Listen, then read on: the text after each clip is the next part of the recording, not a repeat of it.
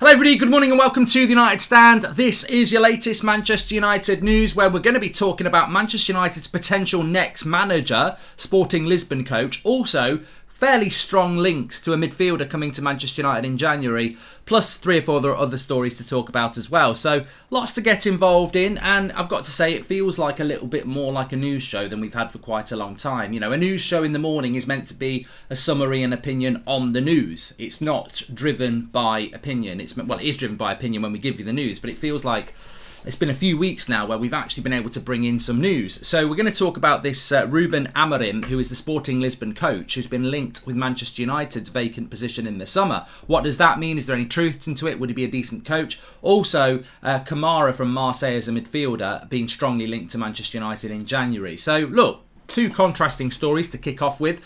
Sorry we're a little bit late this morning. I've been for a trim bridge. So I booked my haircut for 10 o'clock this morning.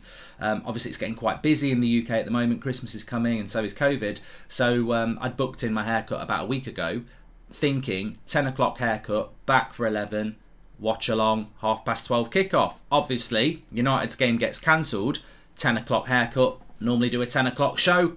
So we're a little bit later, but there we go.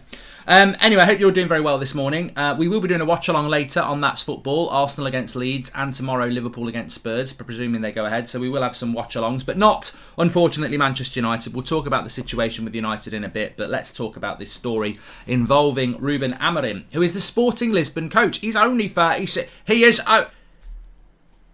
was only 36 years old. Ruben Amorim is only 36 years old. He was only 36 years old. So he's only 36 years old. He's doing a very, very good job at Sporting Lisbon. And there is a story that came in overnight. I'll give a shout out to MUFC MPB on Twitter. They've got this story from George Nicola, who's got nearly 310,000 followers on Twitter. He's got a blue tick. He's a journalist located in Sao Paulo, and he is saying this: that Manchester United Ruben Amorim, current Sporting manager, will be Manchester United's manager next season. Ronaldo and Bruno Fernandes have approved his hiring. So very, very odd story, and sometimes we do get... Look, it's a news show. That's the whole point. We tell you where the news comes from and we give you our thoughts on it. Quite a strong statement. I would agree with João. I would say he's not particularly reliable. But it's not the reason. Well, the reason we're bringing it in is because it's a news story, but also the reason we're bringing it in, it's not the first time I've heard us be linked to Amorim at Sporting Lisbon. He is considered to be, like Pochettino at Southampton and Mourinho at Porto. He's sort of got that tick. He's believed to be the next, I wouldn't say Pep or Klopp. That's very, very, that's a great thing to do. But he has got that aura that he's going to be the next big European coach, or one of the next big European coaches. So he's definitely on United's radar. What I would say about that story is, and I don't like to say this, but I think it's total nonsense. Because why would Manchester United have decided who their next coach is in the middle of December?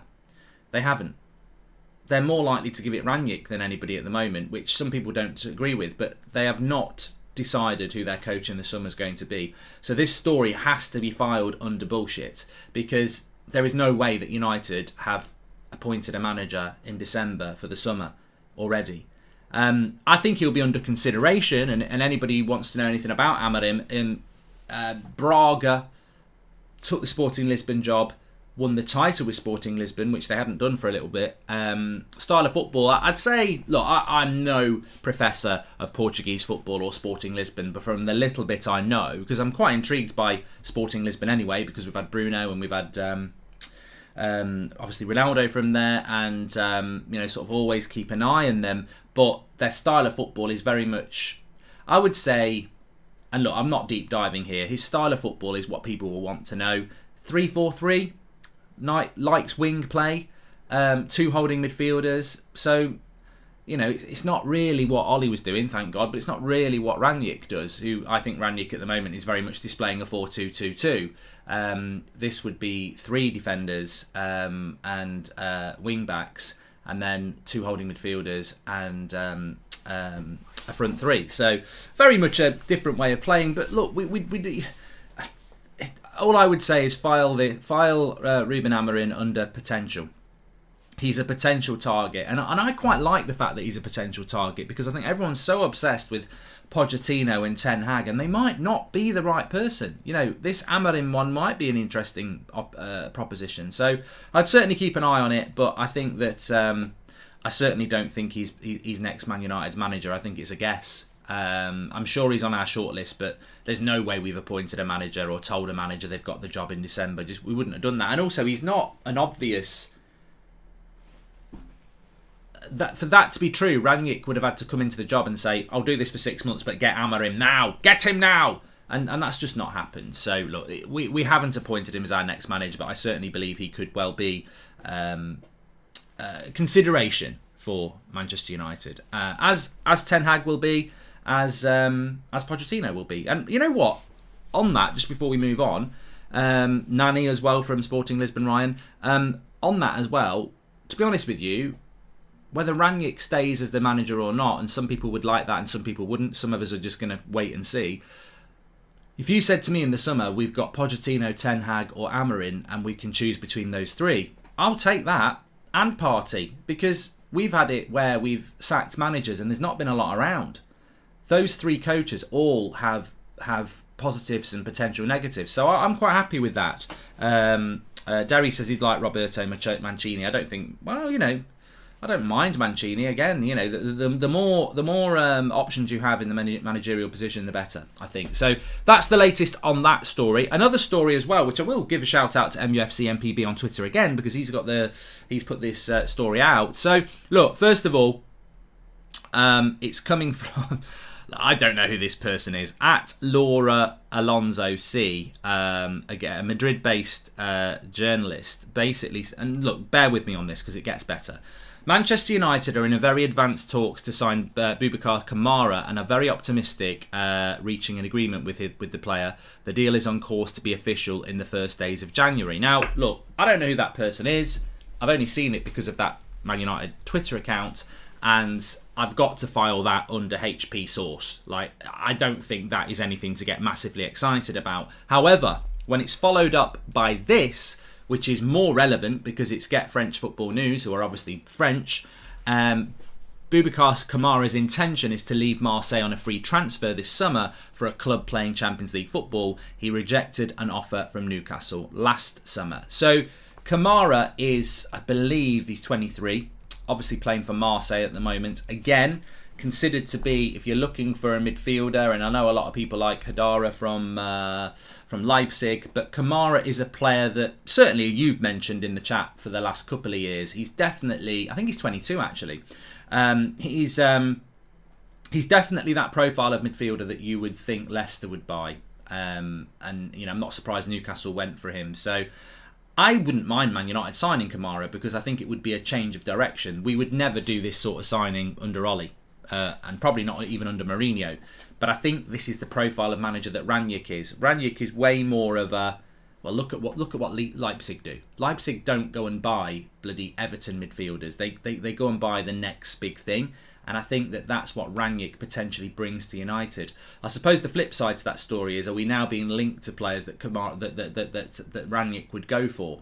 And are we actually in for them? But Kamara is available for free in the summer. And I would say, well, look, Get French Football News are saying that he's available for free in the summer and wants to go for free in the summer, but that's the same situation Jesse Lingard's in, and Marseille will be in the same position that Manchester United are in. They're going to be trying to push a deal to get a deal over the line and get some money in, and you know what? Why would Kamara turn Manchester United down if we can agree a fee with Marseille that could be as little as 10 million quid? It's still 10 million that Marseille would love to take. And look, Marseille aren't a big French force anymore. And French football's had its problems with losing the TV sponsor, was it last summer? So I think Marseille, if they've got the option between taking 10 million now or nothing in the summer, they're going to take 10 million now. I think Kamara, if he's offered a project at Manchester United now rather than the summer, then he probably would take it. So I don't think it's impossible for United to do a deal in January. I certainly wouldn't be jumping on that first story that it's going to happen in the first days of January, but I certainly wouldn't be saying that it's not impossible for United to do it at a very reasonable price, and I don't think we'd have to wait until the summer. I think the intriguing thing for me is that Kamara is, look, there's no guarantee he's going to be a success. Maybe he's not good enough. Maybe he's no better than McTominay, but or Fred. Maybe he is. Scout him, make a decision on him. Same with Hadara at Leipzig. And I certainly think that, Hadara you can get for 30 million. Kamara you're going to get for way less than that. So, I'm intrigued. I've said this a couple of times now. I tweeted it last night and I think it got taken the wrong way. I hadn't had a drink. I had a lot to drink the couple of nights before. I didn't drink last night, so anything I tweeted was totally of sane mind. And what I basically said is that I think the January transfer window is going to be way more active than anything we've seen at United for many years, and I've said that on the channel. Most of that will be about players going out of the door, but I do believe we will sign a midfielder, and I think we will buy a midfielder that is very, very good value for money. Ten Hag fits the style of play Ralph will looking for. I think he's most likely. Kamara would be a massive risk. I don't think he's that good, says Sean Turner. Thank you, Sean. Off topic, what do you think the Mason rumours? I'm starting to get worried. I know I'm probably being stupid. Daniel Kirk. I mean, the Mason Greenwood rumours are just rumours, and I don't really believe anything about it. I think, he's... I think Mason Greenwood's obviously, to achieve what he's achieved and get where he is, you've got to be of strong mind, and I'm sure he's got his own ambitions and beliefs. And as I said this yesterday, I think if you're Mason Greenwood, if you're at Everton, you're playing every game up front, especially at the moment with Calvert-Lewin being off. But I think he would still play at United. What's his position, and is he starting games? And at 20, you're like, well, look at what Rooney was doing at 20. Look at what Michael Owen was doing at 20. But I would say look at what Michael Owen and Rooney were doing at 28. They were burnt out. So you've got a long career. Look at what Ronaldo's doing at 36. And, I think Greenwood's at the right place and under the right coach now, and he will get the opportunities. And I've said it many times before. People want Erling Haaland. I'm not convinced that Mason Greenwood, if we get him going in them front two positions, he could be our striker. Really could.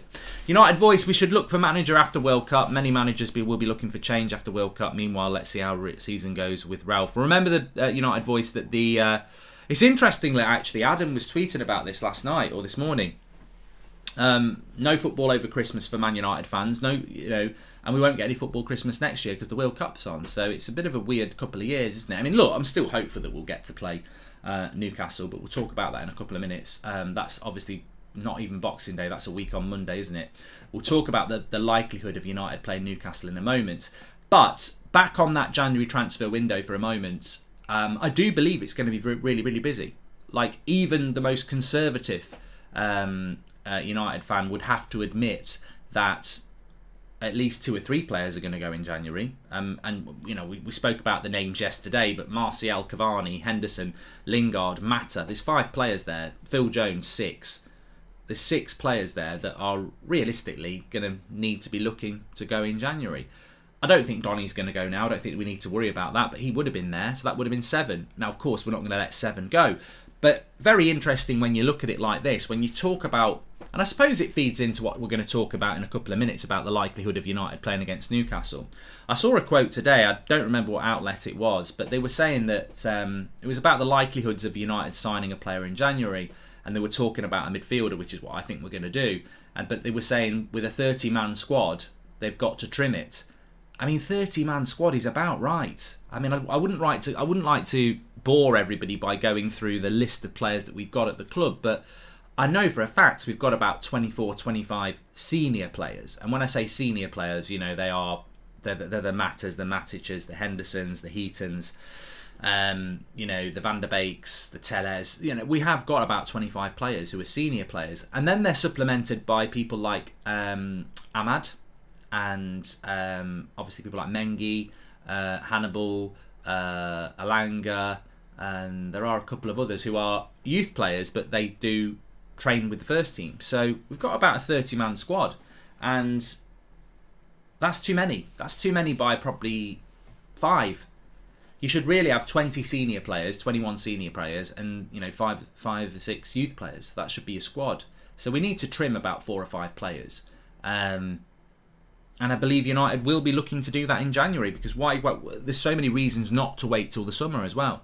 Of course, you've still got people like Cavani who are trying to force the move themselves. I mean, I think there was a bit of a development in relation to Cavani. I think we sort of spoke about it before, but this is quite interesting from Calcio Mercato, which is an Italian outlet, and they're saying that Barca's #1 striker target is Cavani, and the club have been negotiating with his entourage for months and want to close the deal by January, but Man United are reluctant to let him go. It's always very interesting with Cavani. I don't know what people's opinions are on the Cavani situation, because Martial has been a better servant to United, but says he wants to go and gets pelters.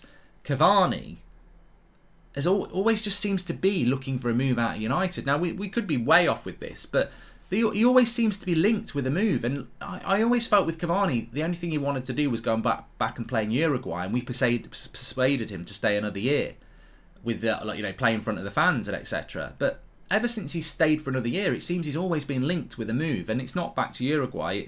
It's Boca Juniors, which obviously is closer to Uruguay, or Barcelona, and it's like, I don't really get why Cavani's looking to leave Manchester United, because when he's fit, he plays. And he plays well. So it's not like, you're not Jesse Lingard or Dean Henderson you're fit and you can't get a game. The problem with Cavani is he's never bloody fit. But when he is fit, he tends to play. So I don't really understand the why he wants out of United, because especially with Ranić here now, we're playing with a front two and he would be perfect.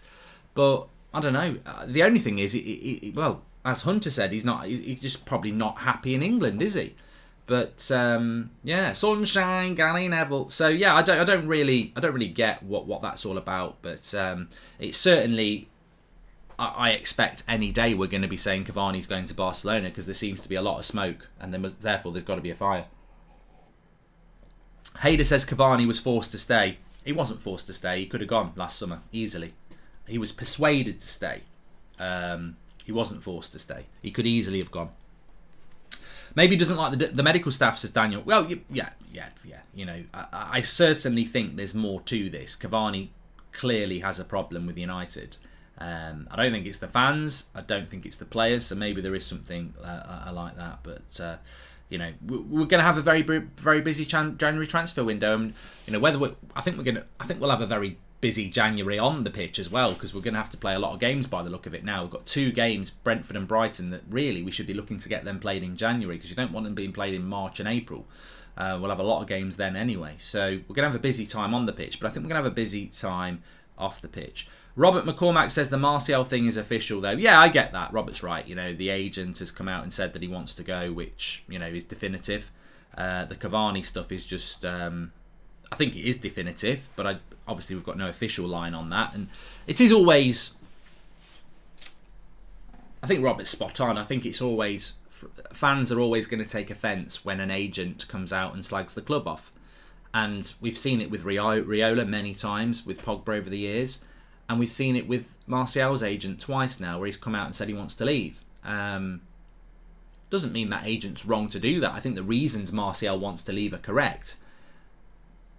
But it will piss off some fans. Does it piss me off? No, because I think the reason they've done that is they want to make it public that Martial wants to leave, so that clubs start looking at Martial. Yeah, you can do that privately and start touting it about, but sometimes it's more impactful if you do it publicly, because more clubs will think about it. So we'll see. Just tuned in, says Progressive Dad. What's the latest on the remaining games of the year? I'm missing football already. So yeah, let's just talk about that very, very quickly. So obviously we should have been playing Brighton in half an hour. Boo-hoo. And we should be sponsored by Boohoo Man on this one, actually. That's not happening. Brentford was cancelled on Tuesday night, so there's 2 Premier League fixtures United have had cancelled. The only thing I would say on this, and it's not a negative, is, and I'm not going to go back on about vaccines and stuff, because I think that just sets the wrong tone and people don't actually understand what we're talking about.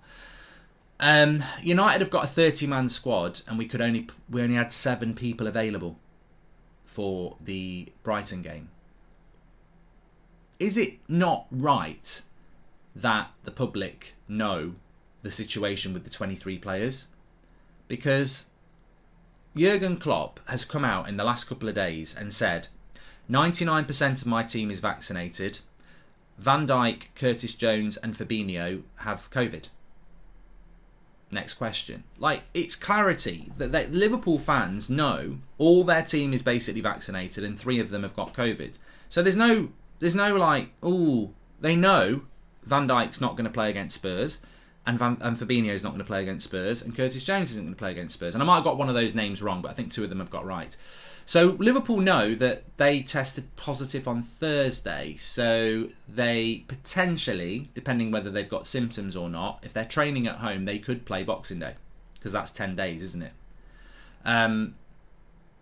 We don't know. As United fans, we've got no idea who is out and who isn't. And I think it's, look, private information about your health is private information about your health. I'm not saying name the players, but what it would be nice to know is, out of 27 players that couldn't play, 23 players that couldn't play against Brighton today, obviously Hannibal Mabry's playing in the Arab Cup, 3 o'clock today, we'll talk about that in a minute. Good luck to him.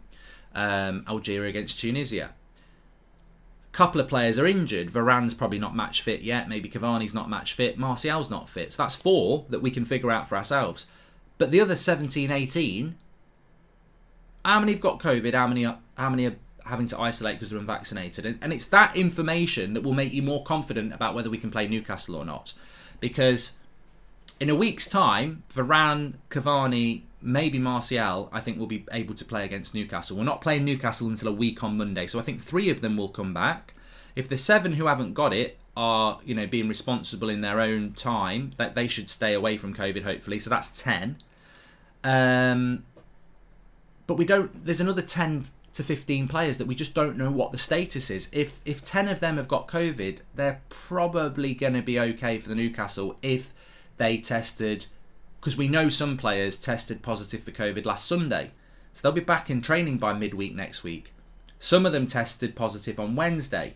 They won't be back until training on the Sunday, so they still could play. So United, effectively at the moment, I think there's a good chance United will be able to field a team against Newcastle. But will Newcastle start to get their own COVID thing? And that's the problem now. It's not about whether we can play, it's whether opposition players can play. Of course, again, if we've got 7 or 8 players who are fine but are isolating because they haven't had the vaccine, they come back training, someone else gets it, those 10 players go out again. So we don't know the situation with United, and we don't know whether United have got loads of people out with COVID or whether, it's a mixture of things that will still be a problem in 10 days' time. And it would be nice to know that, because that's an away game, and, Christmas is coming fast and people will want to know if they're going to Newcastle on the Monday. I'd imagine Ralph is looking longer term, and as the ruthlessness that Ollie didn't have in clearing decks and preparing us properly for next season, says Scott Power. And what has their vaccination status got to do with it? Liverpool have players out who are vaccinated, says Michael. Here we go, a super chat from a Pratt. I'm not going to get into this, Michael. This is not what we're talking about. But you might want to follow the science on this one. If you're unvaccinated, you have to isolate for 10 days. How many times do we have to keep telling people? We're not talking about whether you fucking want the vaccine or not. We're talking about the rules. If Liverpool have got 99% of their squad vaccinated, it means 99% of them don't have to fucking isolate if they're not vaccinated. So why are you talking about, doesn't mean you can't get the fucking virus? Idiotsville. You're not. We've been talking about it all week and still people are going on about, doesn't matter if you're vaccinated, you can still get it. The rule is, if you're not vaccinated, you've got to isolate for 10 days. That's the point we're making. Not that you don't have to have it.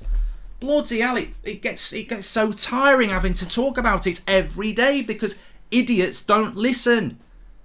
The reason it's important for Klopp to have 99% of his squad vaccinated is if Virgil van Dijk tests positive for COVID and his front 3 haven't been vaccinated, that means his front 3 don't have to isolate because they have been vaccinated. Because in the Premier League, if you haven't been vaccinated and you train with somebody who tests positive, you've got to go and isolate for 10 days, whether you get it or not. So for Liverpool, they will lose no players isolating for 10 days unvaccinated when they haven't got COVID. Hopefully people understand that now. It is not telling you to go and get vaccinated. It is just telling you the rules around the Premier League, whereby certain Premier League clubs have got a number of people out with COVID and a number of people sat at home without COVID but unvaccinated, so they have to isolate for 10 days. which I think is a ridiculous rule, but some people think it's a correct rule. So there you go. It's not about being anti-vax. It's about telling you that there is a rule in the Premier League that means if you haven't been vaccinated and you train with somebody who gets a positive test and you don't get COVID yourself, you still have to isolate for 10 days. It can't be more simple than that, and it's decimating squads. Michael may well have only just tuned into the channel for the first time today in the last 10 minutes, but if you haven't, Michael, you would know. Akshay says it'll be interesting to see how the vaccinated status of players affects the transfer season. Teams might refuse to take an unvaccinated player, says Akshay. I don't actually think that will have a big impact, really, to be honest. Finley, thanks for becoming a member. Appreciate that. If you want to become a... yeah, we've reconnected. Sorry, we did just drop there, so I don't know where we were, but thank you to... we'll go back to Finley O'Connor, 2 shouts out. He's been a member for 2 months, Finley. Thank you very much for becoming a member. If you want to become a member of the channel and support the channel, click the join button. You get a little badge next to your name, which changes every day, every month, sorry. Sebastian says, Mark, if you refuse the jab, players should get salary reduced. You're voluntarily bringing harm to the club. And the point is the 10-day rule doesn't make sense, says Michael. Yes, Michael's redeemed himself. That's exactly the point. And this is the only controversy we're offering up on this channel and in other outlets is I don't understand why if I train with United and I get COVID, I have to isolate. Yeah, that's great. 10 days. I've got to. I've got the virus, so I've got to. But I then don't understand why 2 players, one's vaccinated, one isn't. The vaccinated one can keep training and playing. The unvaccinated one, who still tests negative, has to go home for 10 days.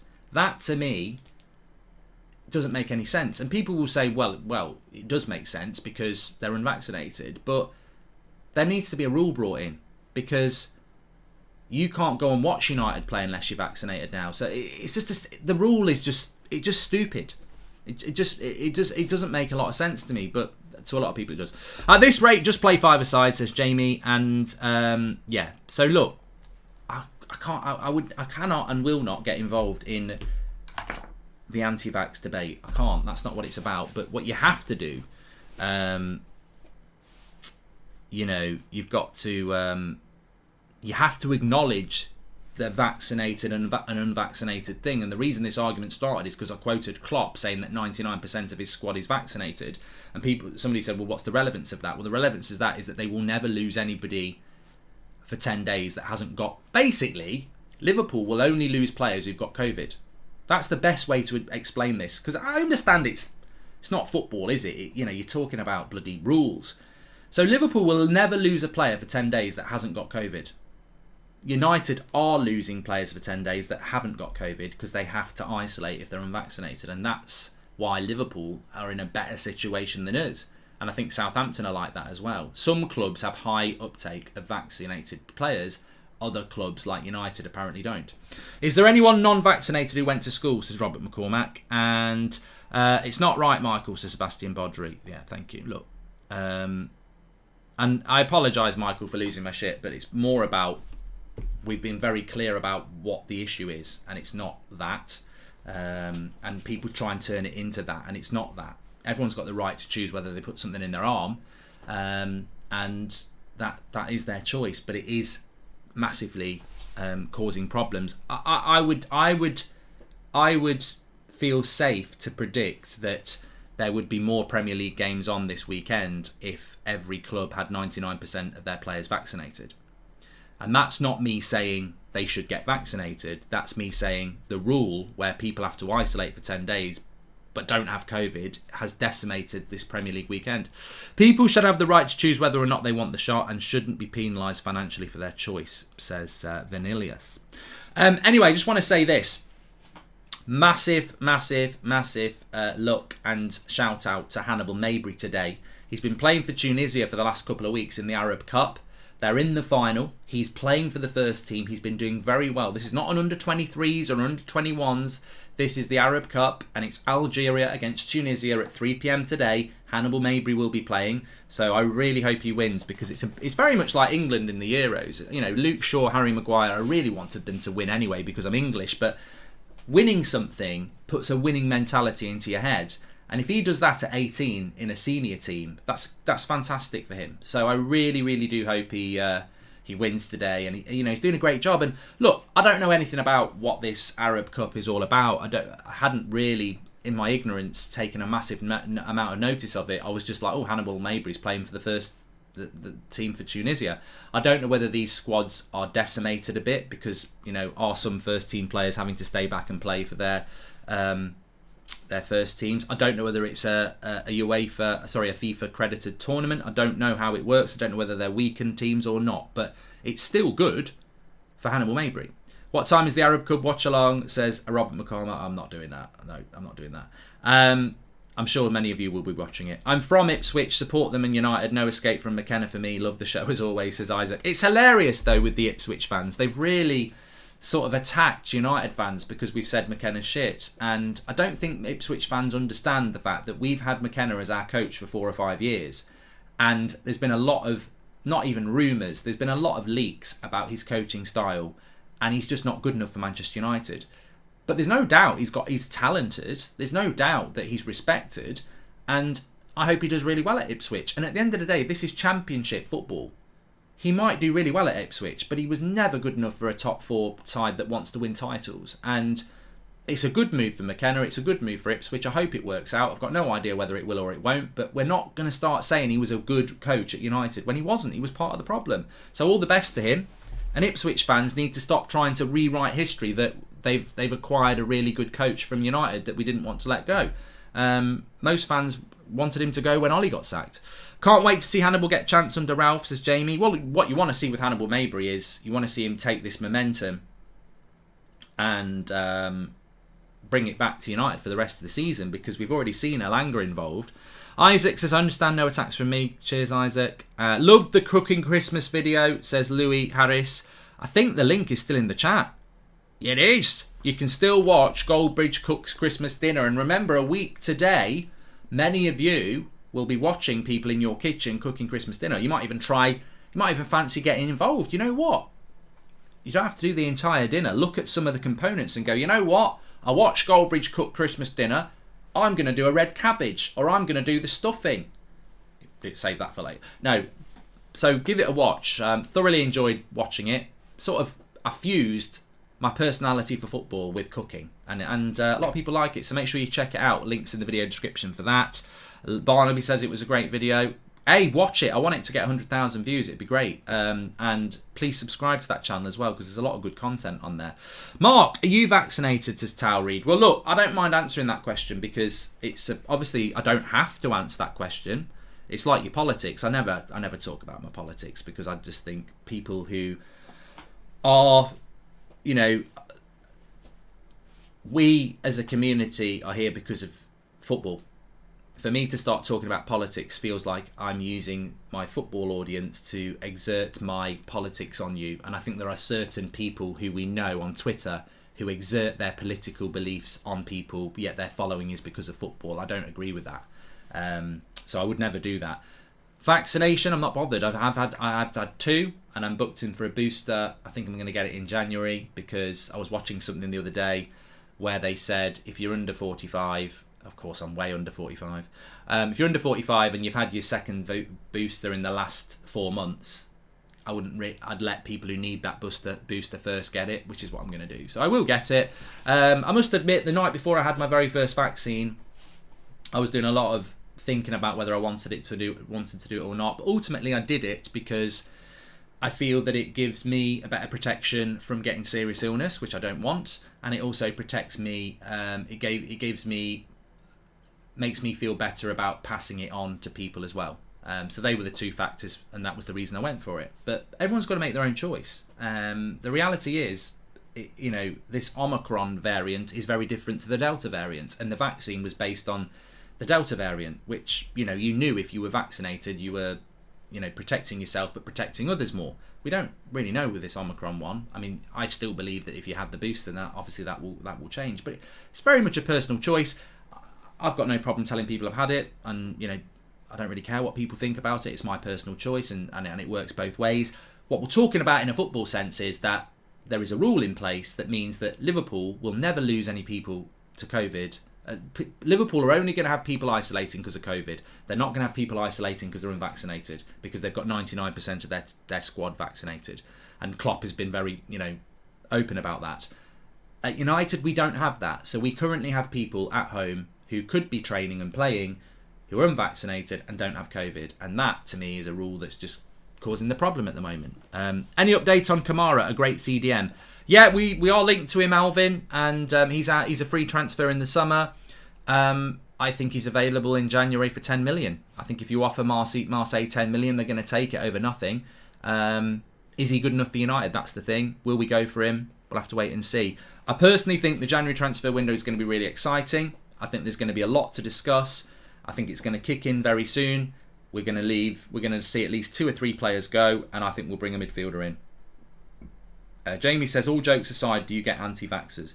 I don't get involved in it, Jamie, because I'm a firm believer that people have got the right to make their own choice. I might disagree with it, but it's all about opinion, isn't it? I think there's a lot of stuff out there about... I mean, look, prime example, Sergio Aguero retires from football. Oh, it's because of the vaccine. His cardio specialist comes out and says, no, he's had a problem with, I think, a heart murmur or palpitations for 13 years. It's got nothing to do with the vaccine. But people won't believe it. And that's the sort of thing that I find funny, because it's like you've taken something and turned it into something to back up your point when actually, evidentially, it's nothing to do that. Somebody died a couple of weeks ago and people were underneath the people, somebody died and it was on social media and it was like, rest in peace and this, that. And there was people underneath it going, it's definitely the vaccine. And then it just causes trauma for people, because someone replied and went, no, they had a pre-existing health condition and they basically had a seizure and died because of the vaccine. And that's where it becomes stupid. You get people who just take it to an extent where it doesn't need to go from both sides. And for me, it's just like a personal choice. Do it or don't do it, but stop with your conspiracy theories. Anyway, and look, my opinion on life in general is that people will disagree with me. As long as they're comfortable with that decision, that's absolutely fine. It's an opinion. And that's why I think this works really well as well. My ideal January transfer window will be a midfielder comes in. I'd be very happy with KAMARA or Hadera. I'd be interested to see how I think they're the right profile of player. So I'm happy with 1 signing coming in, and as long as it's a midfielder. Out the door, 3. 3 from Martial, Cavani, Lingard, Henderson, Mata. 3 of those go. I'll be 1 in, 3 out. Very, very happy. Very happy indeed. Anyway, thank you everybody for watching. Make sure you smash a like on the video and subscribe. We are back at 8 o'clock tonight, of course. 8 o'clock show as always. I'm doing a watch along at 5:30 on That's Football, which is Arsenal against Leeds. If Arsenal win that game, I think they go 5 points ahead of us. And look, people will go, we've got 2 games in hand, but points on the board against games in hand. I think Arsenal are in a very fortunate position. Leeds haven't got a lot of people out with COVID. They've got a lot of people out with injury. Arsenal looking good, looking invigorated. Players playing for the manager. Aubameyang booted out. I think it's going to be a good result. I am also going to be on Twitch at 3 o'clock. Goldbridge against Burnley. Deitch against Goldbridge. FIFA career mode, 3 o'clock. So if you're watching Hannibal Mabry, we'll probably have that on as well. I'll try and find that. So I will be doing a bit of a watch along, but I'll be playing FIFA as well. 3 o'clock on Goldbridge TV. Please check out Goldbridge Cooks Christmas. Links in the chat, and I'll speak to you all in a bit. Thanks for watching.